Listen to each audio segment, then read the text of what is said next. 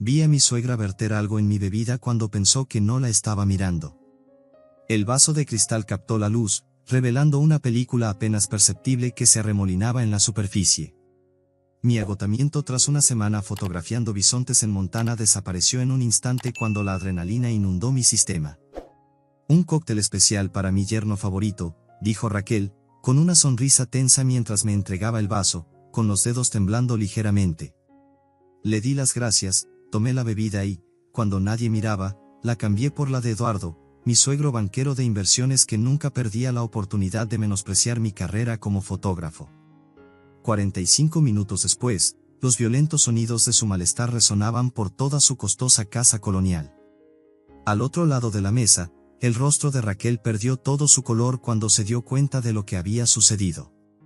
Nuestras miradas se cruzaron y, en ese silencioso momento, dos verdades se cristalizaron: mi suegra había intentado drogarme, y ella sabía que yo lo sabía. No la confronté. No hice una escena. Simplemente comí tranquilamente mi pastel de chocolate mientras el caos estallaba a mi alrededor. La ira que crecía dentro de mí no era caliente o explosiva, era fría, deliberada, calculadora. Durante 6 años había soportado sus sutiles puñaladas y condescendencia. No más. Mi nombre es Antonio García. Tengo 32 años, soy un fotógrafo independiente en Asheville que construyó su negocio desde cero. Bodas, vida silvestre, reportajes para revistas, trabajo que paga bien si eres bueno en ello. Y lo soy. La tarjeta de memoria en mi cámara contenía imágenes para National Geographic que cubrirían nuestra hipoteca durante 3 meses. Pero para mis suegros, lo que hago nunca alcanzó sus estándares de éxito, que medían en metros cuadrados y opciones de acciones.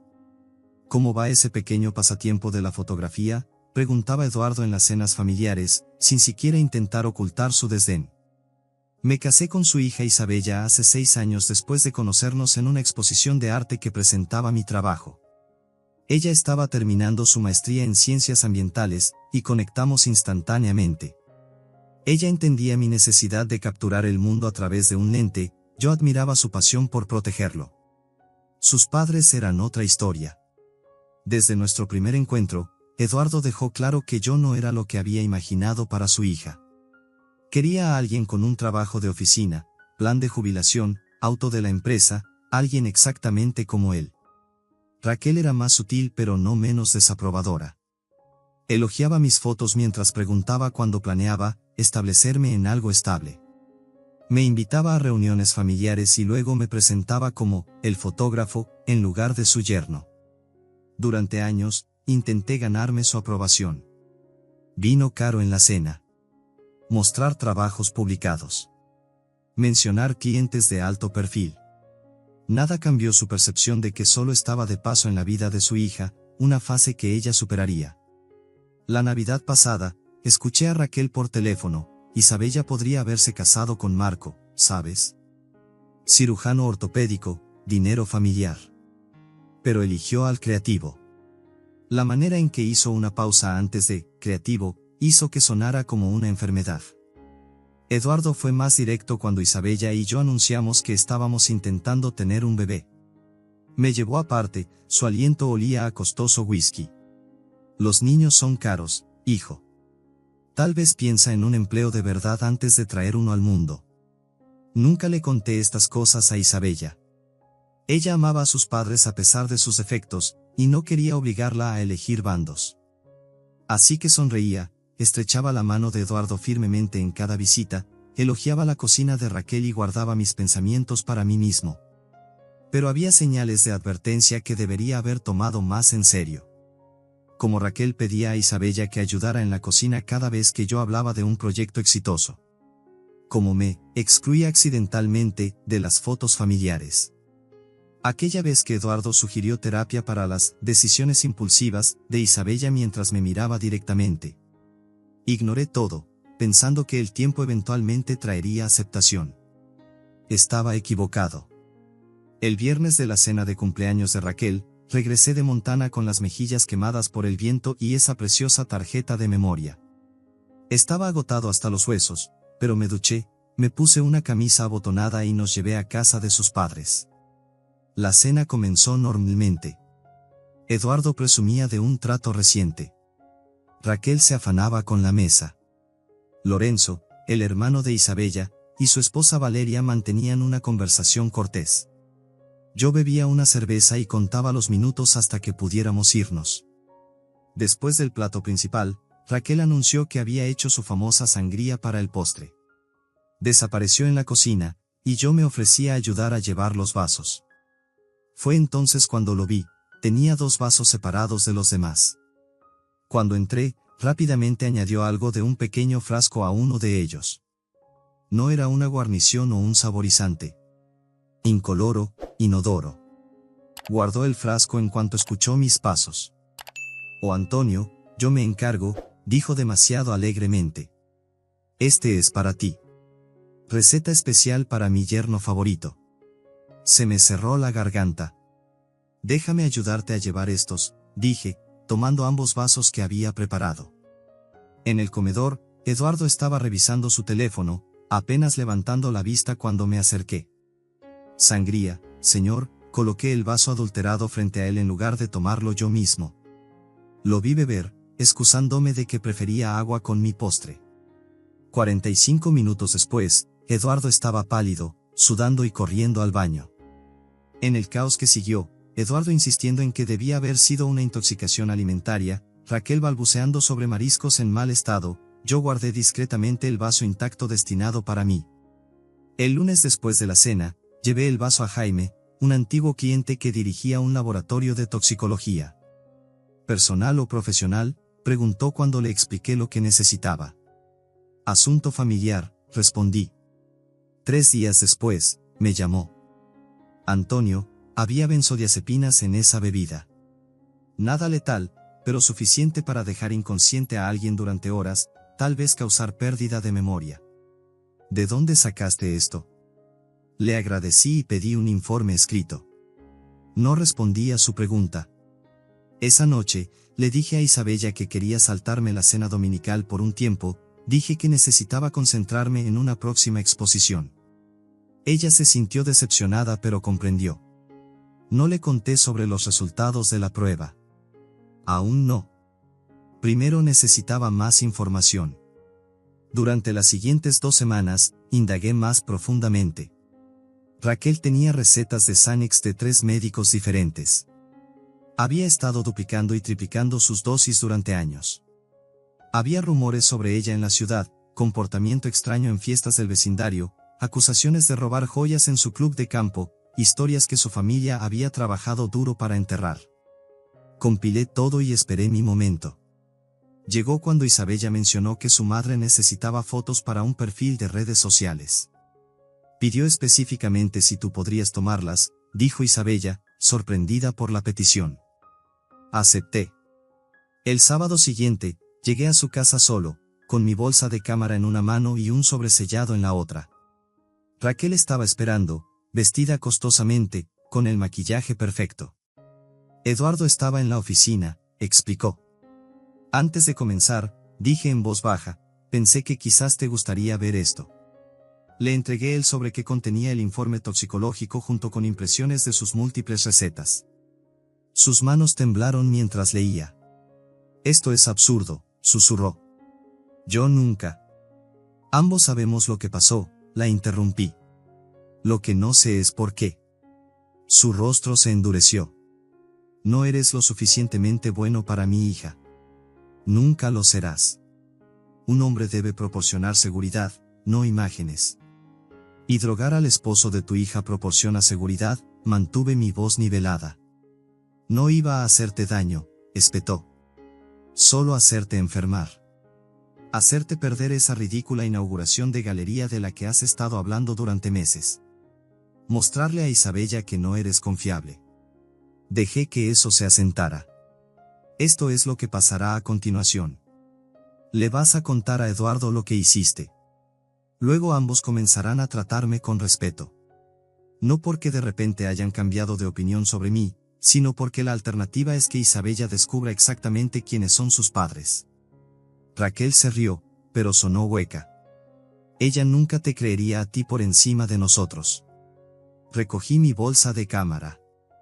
Tal vez no. pero creerá el informe del laboratorio y los registros de recetas y los vecinos que has alienado. ¿Estás dispuesta a apostar tu relación con tu hija a eso? Me fui sin tomar ni una sola foto. Esa noche, Raquel llamó a Isabella llorando, afirmando que me había comportado inapropiadamente durante nuestra sesión. Dijo que había sido hostil y amenazante. Cuando Isabella me confrontó, ya no pude ocultar la verdad. Le mostré todo, el informe del laboratorio, las recetas, incluso mensajes de texto de su madre que se habían vuelto cada vez más hostiles a lo largo de los años. Mi madre no haría esto, seguía diciendo, pero su voz carecía de convicción. Al día siguiente, confrontó a sus padres. No estuve allí, pero cuando regresó a casa, tenía los ojos rojos de tanto llorar.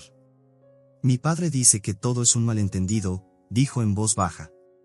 Que estás tratando de crear una brecha entre nosotros porque te sientes inseguro acerca de tu carrera. Solo asentí. Esperaba esto. ¿Qué piensas tú?, le pregunté. No respondió, simplemente se metió en la cama y se alejó de mí.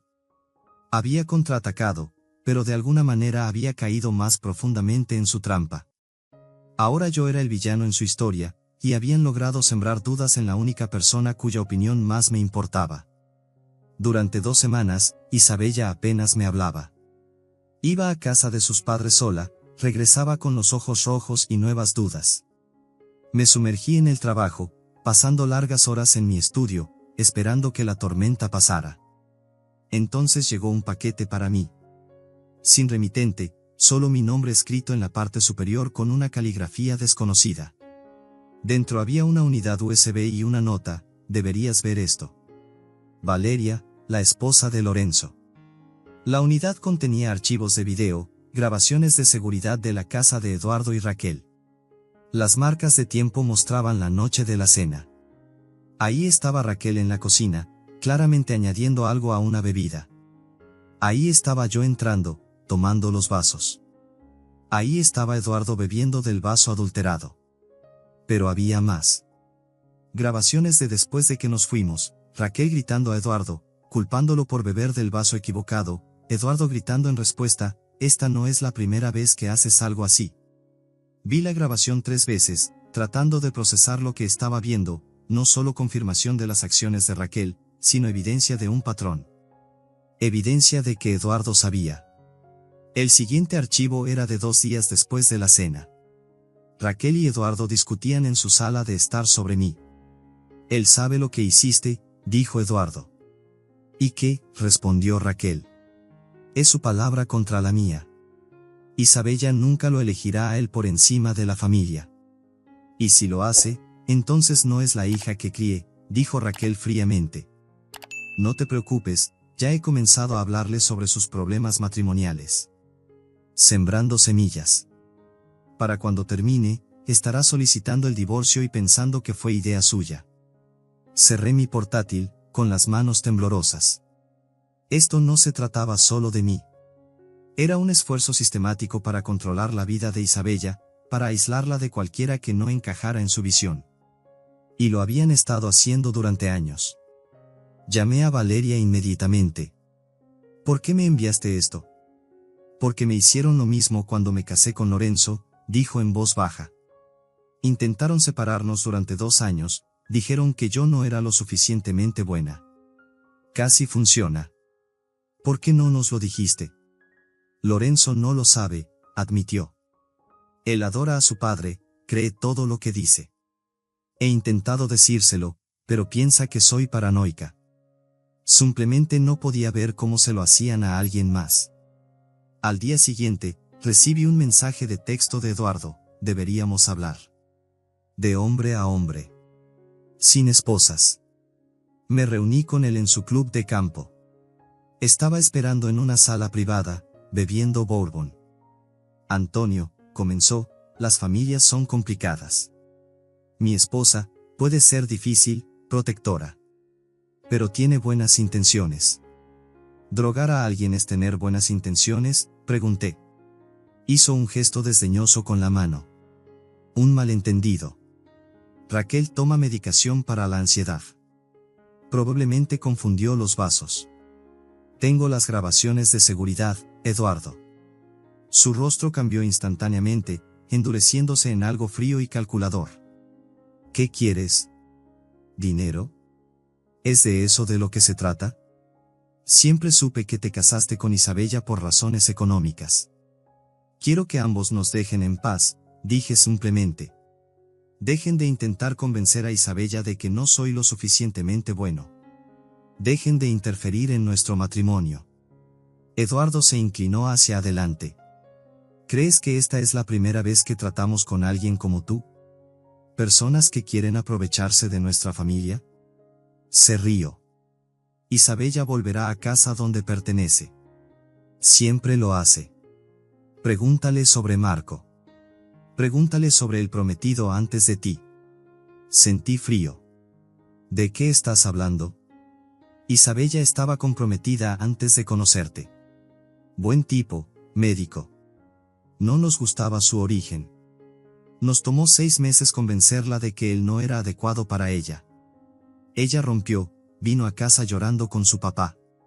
Sonrió. La historia se repite, hijo. En el camino a casa, llamé a la compañera de cuarto de Isabella en la universidad, Claudia, le pregunté sobre Marco. Oh, Dios, dijo. Eso fue terrible. Él era perfecto para ella, pero sus padres la convencieron de que él la estaba engañando, plantaron evidencia. Él trató de decirle la verdad, pero para entonces ella ya no confiaba en él. El patrón estaba claro ahora. Esto no se trataba solo de mí, se trataba de control. Control completo sobre la vida de su hija. Y lo habían hecho antes. No confronté a Isabella inmediatamente. En cambio, comencé a reunir cada pieza de evidencia que pude encontrar. Me comuniqué con Marco, quien inicialmente se mostró reacio a hablar conmigo. Cuando le expliqué la situación, me envió viejos correos electrónicos entre él e Isabella que mostraban cómo sus padres habían socavado sistemáticamente su relación. Contacté a otros exnovios, viejos amigos de Isabella que misteriosamente se habían alejado. Emergió un patrón: cualquiera que fomentara la independencia de Isabella era gradualmente expulsado de su vida. Valeria proporcionó más grabaciones de seguridad que mostraban a Raquel y Eduardo discutiendo sus planes para nosotros. Una vez que se divorcien, la convenceremos de que regrese a casa, dijo Eduardo en un clip. Ella puede dirigir la fundación, conocer hombres adecuados. Compilé todo en una sola unidad. Luego invité a Lorenzo y Valeria a cenar sin decirle a Isabella que estaba a punto de destruir la imagen de su familia. Durante el postre, conecté mi portátil a nuestro televisor. Hay algo que ambos necesitan ver, dije. Durante la siguiente hora, vimos las grabaciones juntos. Isabella permaneció inmóvil, con el rostro pálido. Lorenzo seguía sacudiendo la cabeza, murmurando: «Esos no son mis padres», en voz baja. Cuando terminó, Isabella se volvió hacia mí con lágrimas corriendo por su rostro. «¿Por qué no me lo dijiste antes?» «Porque necesitaba que lo vieras por ti misma», dije. «Todo. No solo lo que me hicieron a mí, sino lo que te han estado haciendo a ti toda tu vida». Lorenzo se puso de pie, furioso. «Esto es, has editado estos videos. Mis padres no harían esto». Valeria tocó su brazo. «Nos lo hicieron a nosotros también, Lorenzo. ¿Por qué crees que de repente comenzaron a gustarles después de que tuvimos a Diego? Porque un nieto significaba que tenían influencia». El color desapareció del rostro de Lorenzo. «Nunca me lo dijiste». «Lo intenté», susurró. «No quisiste escuchar». Más tarde esa noche, Isabella se metió en la cama a mi lado. «Necesito tiempo para procesar esto», dijo suavemente. «Pero te creo. Y lamento haber dudado de ti». A la mañana siguiente, Raquel llamó. Isabella la puso en altavoz. «Cariño, estaba pensando que deberías venir a quedarte con nosotros por un tiempo», dijo Raquel alegremente. «Tu padre y yo estamos preocupados por ti. El matrimonio es difícil, y a veces la separación puede dar claridad». «Mamá», interrumpió Isabella, «he visto los videos». Silencio. Luego, ¿qué videos? Las grabaciones de seguridad de ti drogando la bebida de Antonio. De ti y papá planeando romper mi matrimonio. Otra pausa. Isabella, lo que sea que te haya mostrado ha sido manipulado. Sabes que Antonio siempre ha estado celoso de nuestra familia. Basta. La voz de Isabella era firme. Vamos a ir esta noche. Todos nosotros, Lorenzo, Valeria, Antonio y yo. Vamos a hablar de esto como familia. No más mentiras. Después de colgar, Isabella se volvió hacia mí. Lo negarán todo. Intentarán voltear esto contra ti. Asentí. Lo sé. Entonces, ¿cuál es nuestro plan? Por primera vez en semanas, sonreí. Creo que es hora de que tus padres conozcan al verdadero yo. El que no solo toma fotos, sino que sabe cómo contar una historia. Esa noche, llegamos a casa de Eduardo y Raquel con mi equipo de fotografía. Lorenzo y Valeria ya estaban allí, sentados rígidamente en la sala de estar. Eduardo parecía confiado. Entiendo que ha habido un malentendido. No hay malentendido, interrumpí, instalando mi trípode. Estoy documentando esta conversación para los archivos familiares. Raquel objetó inmediatamente. Este es un asunto familiar privado. Exactamente, estuve de acuerdo. Asunto familiar. Y yo soy familia, aunque han intentado muy duro cambiar eso. Durante las siguientes 2 horas, lo expusimos todo, la bebida, la manipulación, Marco, los otros exnovios, el patrón que había moldeado la vida entera de Isabella y Lorenzo. Eduardo y Raquel negaron todo, por supuesto. Me llamaron inestable, manipulador. Pero con cada negación, reproduje otro clip, mostré otro correo electrónico. Sus rostros se volvieron más pálidos, sus negaciones más débiles. Finalmente, Isabella se puso de pie. Los amo a ambos. Son mis padres. Pero lo que han hecho es imperdonable. Ya no pueden controlar mi vida. Lorenzo asintió. Somos adultos. Elegimos nuestras propias parejas, nuestros propios caminos. Raquel comenzó a llorar, no por remordimiento sino por la comprensión de que estaba perdiendo el control. Eduardo solo parecía aturdido, como si no pudiera comprender que sus hijos lo estaban desafiando. Mientras nos preparábamos para irnos, le entregué a Eduardo una unidad USB. Esto contiene todo. Las grabaciones, los correos electrónicos, los testimonios. Es tuyo para conservar. ¿Qué se supone que significa eso?, preguntó con sospecha. Significa que no voy a arruinar tu reputación compartiendo esto con nadie más. Eso lastimaría a Isabella, y nunca haría eso. Hice una pausa. Pero si alguna vez intentan interferir en nuestro matrimonio nuevamente, si alguna vez intentan manipular a Isabella o hablar en mi contra, se enviarán copias a cada miembro de tu club de campo, tus socios comerciales y tu precioso círculo social. Por primera vez desde que lo conocí, Eduardo me miró con algo parecido al respeto. Te subestimé. Sí, dije simplemente. Lo hiciste. Pasaron 6 meses. Isabella y Lorenzo comenzaron terapia para superar el daño que sus padres habían causado. Raquel y Eduardo mantuvieron su distancia, enviando mensajes ocasionales pero respetando los límites que habíamos establecido. Luego, durante las vacaciones, nos invitaron a todos a cenar. Un nuevo comienzo, decía la invitación. Siguen siendo mis padres, dijo Isabella cuando dudé. Y están intentándolo. Acepté, pero no era lo suficientemente ingenuo como para creer que habían cambiado. Cuando llegamos, todo parecía normal. Raquel había preparado un festín. Eduardo era encantador, preguntando sobre mis últimos proyectos con lo que parecía ser un genuino interés.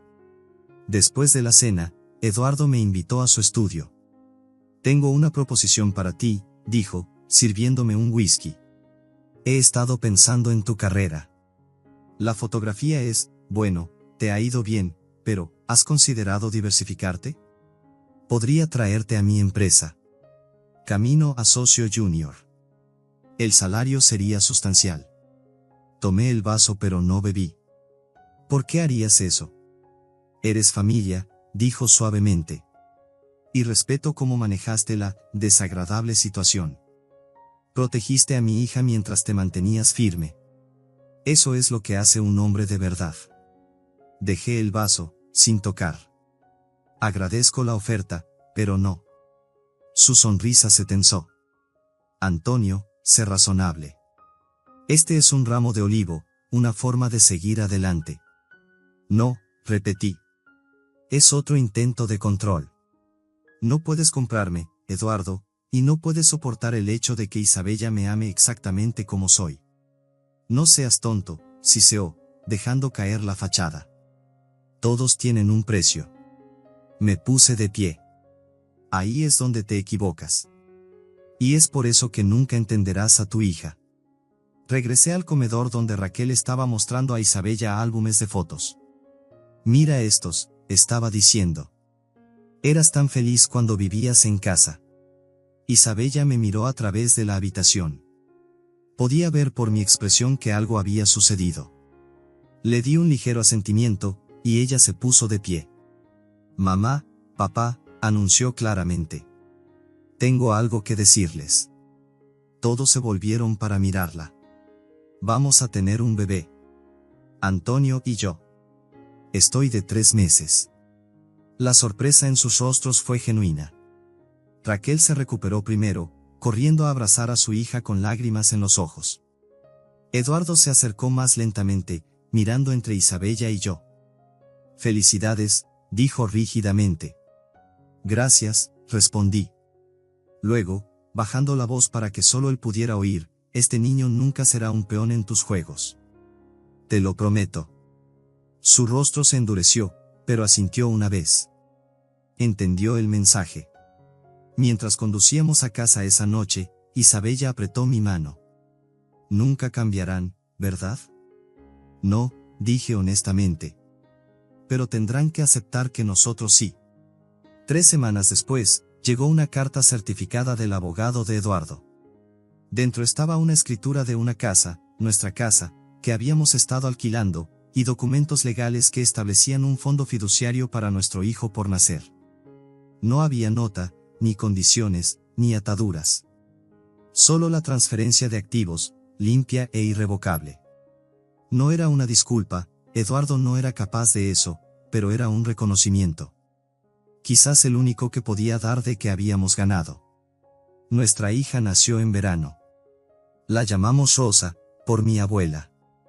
Cuando Raquel y Eduardo vinieron al hospital, trajeron regalos pero mantuvieron una distancia respetuosa. Arrullaron al bebé, tomaron fotos y se fueron sin intentar darnos consejos sobre crianza o conferencias financieras. Esa primavera, abrí mi propia galería en el centro de Asheville. En la gran inauguración, Isabella estaba a mi lado, con Rosa en su cadera. Mis padres volaron desde Oregón. Amigos y clientes llenaron el espacio, admirando las imágenes que había capturado a lo largo de los años. Eduardo y Raquel también vinieron, hacia el final de la noche. No se quedaron mucho tiempo. Raquel sostuvo a Rosa brevemente bajo la atenta mirada de Isabella. Eduardo me estrechó la mano, asintió ante las fotografías con genuina aprobación y se fue sin hacer ninguna sugerencia sobre cómo debería dirigir mi negocio. Mientras cerrábamos esa noche, Isabella preguntó, ¿crees que han cambiado? Consideré la pregunta cuidadosamente.